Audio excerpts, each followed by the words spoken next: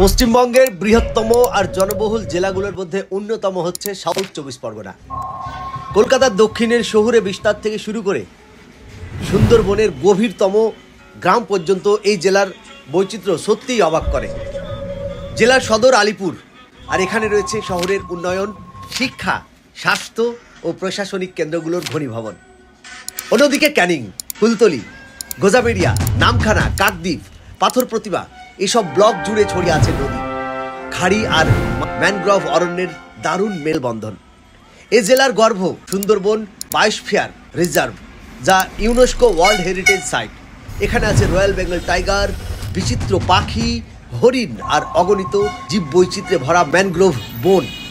South চব্বিশ পরগনা কৃষিভিত্তিক জেলা। ধান, মাছ চাষ আর লবণাক্ত অঞ্চলের বিশেষ কৃষিকাজ মানুষের জীবিকা। গভীর গ্রামে আজও চরম দুর্যোগ, ঘূর্ণিঝড়ের ভয় আর নোনা জলের সমস্যা মানুষকে প্রতিদিনই পরীক্ষা দেয়। তবুও এই জেলার মানুষ লড়াকু। পরিবেশ, জীবিকা ও সংস্কৃতির টানে তারা টিকে থেকেছে বছরের পর বছর। এই হলো বৈচিত্র্য, সংগ্রাম আর সৌন্দর্যে ভরা সাউথ চব্বিশ পরগনা।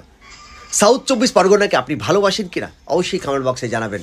এবং সাউথ চব্বিশ পরগনা থেকে কেউ যদি দেখে থাকেন তাহলে অবশ্যই কমেন্ট বক্সে বলবেন যে আপনি সাউথ চব্বিশ পরগনা থেকে।